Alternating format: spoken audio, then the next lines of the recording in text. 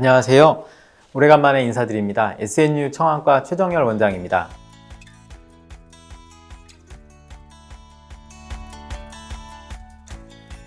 나이가 들어가는 에이징 프로세스, 흔히 말하는 노화 과정의 일부라고 보시면 되겠습니다. 눈의 노화라고 이해하시면 되겠고요. 자연스러운 노화 현상 중에 하나라고 보시면 되겠고요. 수정체가 딱딱해지게 되고 수정체 주변에 수정체의 두께를 조절을 해주고 있는 선모체근의 약화, 두 가지와 관련이 있게 되겠습니다. 수정체라고 하는 이 초점을 맞춰주는 이 렌즈가 있습니다, 눈에.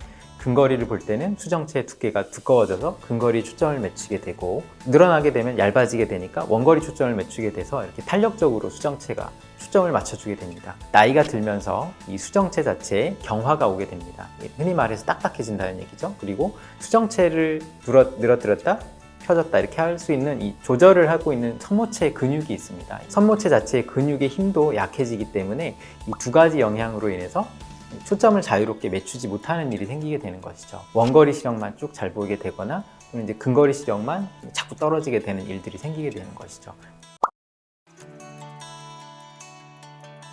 실제로는 그렇진 않습니다. 라식과 라섹과 같은 그런 굴절 수술은 각막을 깎아서 교정을 하게 되는 수술입니다. 일단은 발생하는 위치가 수술을 받았다고 해서 수정체의 경화가 일찍 생기거나 그런 것과는 전혀 관계가 없게 되는 것이죠. 굴절 수술을 했을 때 이후에 우리가 나이에 맞게 조절력이 떨어져 가는 과정과 맞물려져 있는 것이지, 이 수술 여부와 관계가 돼서 노안이 더 일찍 생기거나 더 빨리 느끼거나 그러는 것은 아닙니다. 굴절 교정 수술을 하고 나서 우리가 원시냐 근시냐 또는 이런 잔여 굴절 상태에 따라서 노안을 더 빨리 느끼실 수도 있고 덜 느끼실 수도 있는 것이죠. 따라서 개인 차이가 발생하게 되는 것입니다. 노안의 대표적인 증상은 총 한 6가지 정도를 생각해 볼 수 있겠습니다. 첫 번째는 우리가 가까운 걸 볼 때 30cm보다 더 멀리 떨어뜨려야 보인다. 두 번째는 침침합니다. 계속 가까운 것도 침침하고 먼 것도 침침하다라는 얘기가 입에서 나오기 시작하죠. 세 번째는 어두운 곳 또는 조명이 어두운 곳에서 우리가 가까운 걸 볼 때 굉장히 힘들어합니다. 가까운 걸 보고 나면 눈에 경련처럼 통증이 생기고 침침하고 잘 안 보이고 그런 증상이 생기게 되겠죠. 그게 네 번째 증상이고, 다섯 번째는 건조증과 같은 증상이 생기게 됩니다. 눈이 항상 뻑뻑하고 뭔가 있는 것 같은 느낌이 생기는 증상이 생기게 됩니다.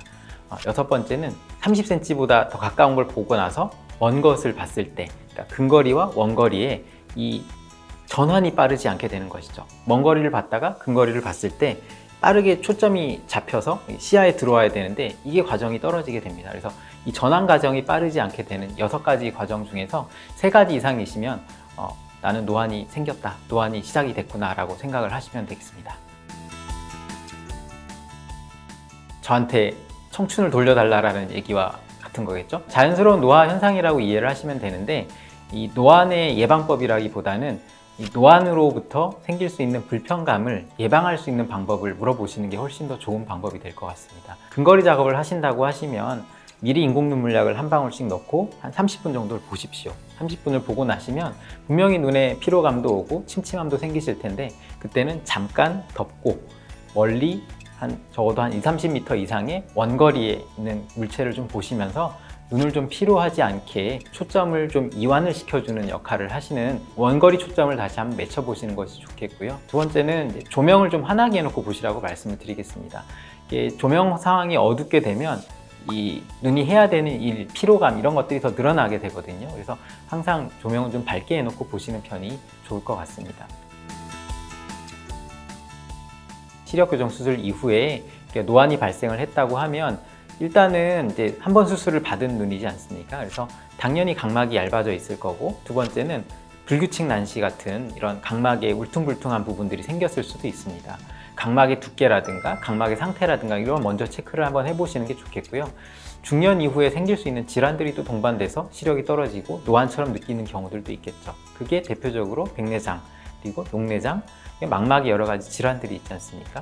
이것이 과연 녹내장에 의한 증상이냐 또는 노안과 관련된 증상이냐 이런 것들을 각각을 구분을 하실 수 있어야 되겠고, 만약에 실제로 정말 노안에 의한 증상이다 그러시면 남아있는 굴절 상태, 원시냐, 근시냐, 또는 동반된 백내장 여부, 수정체의 경화 여부 이런 것들을 보고 재수술 여부를 판정할 수 있을 것 같습니다. 그래서 수정체의 혼탁이라든가 수정체의 경화로 인한 어떤 도수의 변화가 생겼다. 그럴 경우에는 당연히 수정체를 건드리는 수정체를 교체를 하는 노안 백내장 수술을 하는 방식으로 이렇게 각각을 나눠서 우리가 진행을 할 수 있게 되겠습니다.